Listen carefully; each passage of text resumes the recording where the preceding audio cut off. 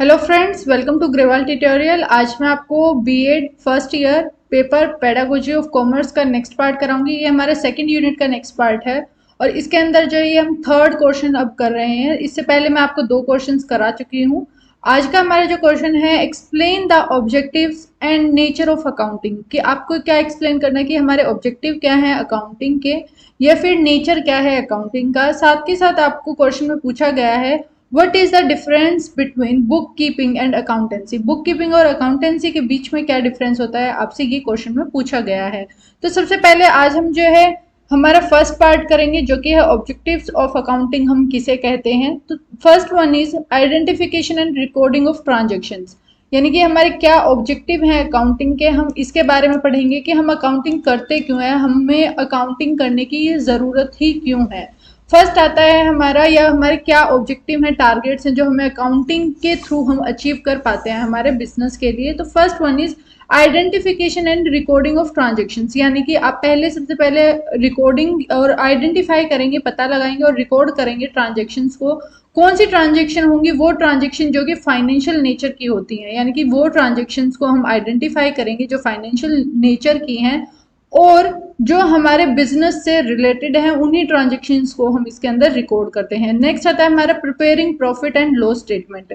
हमारा अगला ऑब्जेक्टिव है कि हम अकाउंटेंसी या अकाउंटिंग को इसलिए अपनाते हैं हमारे बिजनेस में ताकि हमें ये पता चल सके कि हमारी जो प्रॉफिट एंड लॉस की स्टेटमेंट हम प्रिपेयर कर पाएँ और एक हमें राइट पिक्चर मिल सके हमारे अकाउंट हमारे बिजनेस के रिगार्डिंग, कि हमारा बिजनेस प्रॉफिट में चल रहा है या फिर लॉस में जा रहा है। Without the right picture of profit and loss account it is impossible to take strong decision. और जब तक आपको ये नहीं पता चलेगा कि आपके बिजनेस में प्रॉफिट हो रहा है या लॉस हो रहा है, तो उस टाइम तक आप जो एक स्ट्रॉन्ग डिसीजन नहीं ले पाएंगे, यानी कि आप एक अच्छा निर्णय नहीं ले पाएंगे अगर आपको नहीं पता होगा कि आपका बिजनेस प्रॉफिट में जा रहा है या फिर लॉस में जा रहा है।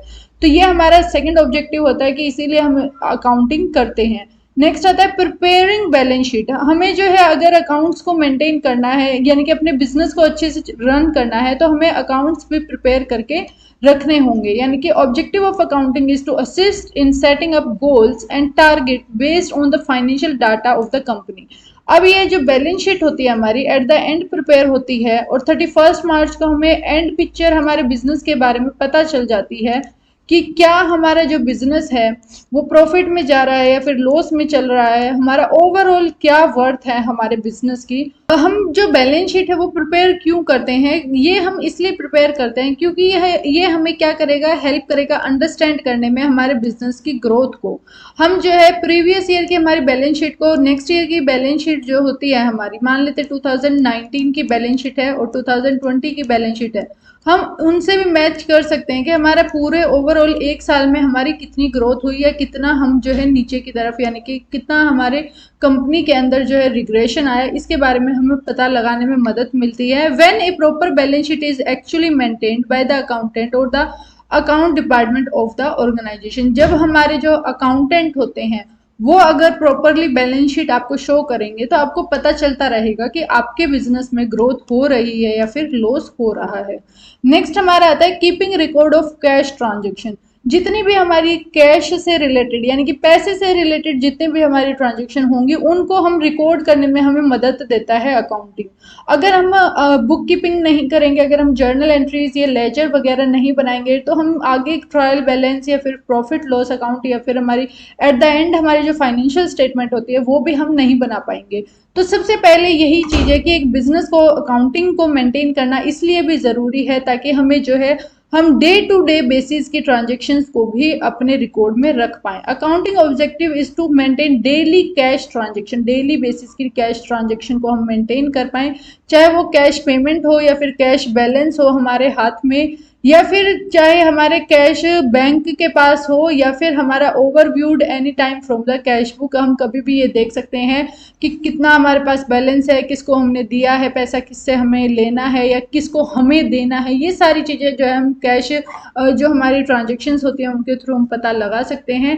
नेक्स्ट आता है management, income tax and social audit. अगर आप अकाउंट्स मेंटेन नहीं करेंगे तो आप ऑडिटिंग नहीं करा पाएंगे अपनी कंपनी की या अपनी कोई भी सोसाइटी है या फिर आप जो भी बिजनेस कर रहे हैं। तो अगर हमारी अकाउंटिंग हम नहीं करते हैं तो ये सबसे बड़ा एक इशू क्रिएट हो सकता है आगे चलकर कि आपको ऑडिटिंग में प्रॉब्लम आए।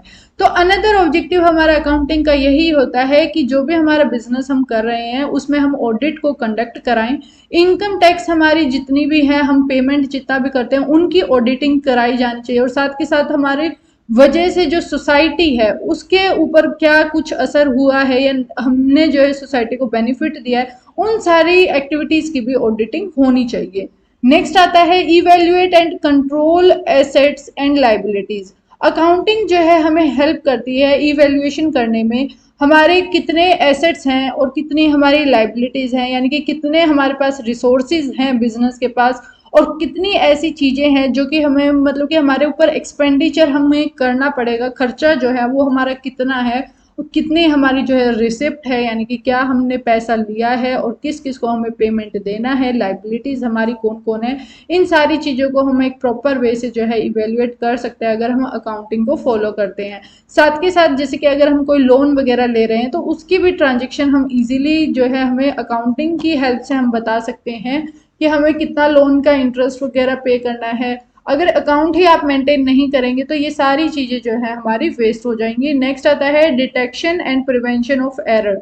जब कभी भी आप अकाउंटिंग को फॉलो करेंगे यानी कि अकाउंट्स बनाएंगे अपने बिजनेस से रिलेटेड, तो ये क्या करेगा, डिटेक्शन करने में मदद करेगा, यानी कि पता लगाने में मदद करेगा कि आपके बिजनेस में कहाँ पर कमी है, और साथ के साथ आपको प्रिवेंशन ऑफ एरर, और अगर कुछ एरर वगैरह हो चुका है हमारे अकाउंट्स में या हमारे मतलब कि जो भी हमने फाइनेंशियल ट्रांजेक्शन लिखी हैं तो उनको जो है सही करने में मदद करेगा। यानी कि डिटेंशन जो भी हमारा, अगर जैसे कि 10,000 लिखना था उसकी जगह पे मैंने 1,00,000 रुपए लिख दिया, तो इट मीन्स क्या है, अब 90,000 रुपए कैसे हैं हमारे, ये किस तरीके का, अब हमें ये फाइंड आउट करना होगा कि कहाँ पर गलती हुई है।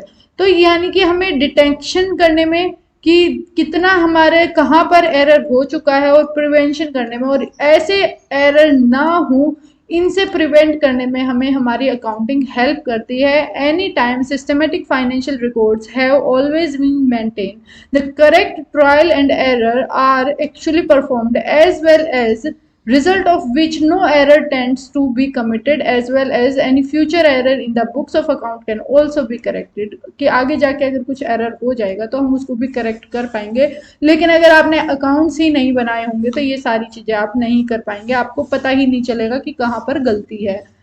इसी के साथ हमारे जो है ऑब्जेक्टिव्स कंप्लीट होते हैं। अकाउंटिंग के क्या ऑब्जेक्टिव है, हम अकाउंटिंग्स को क्यों बनाते हैं, नेक्स्ट वीडियो के अंदर हम डिफरेंस देखेंगे बुक कीपिंग और अकाउंटेंसी के बीच में। अगर आपको कोई डाउट है कमेंट में ज़रूर पूछें, एंड थैंक्स फॉर वॉचिंग।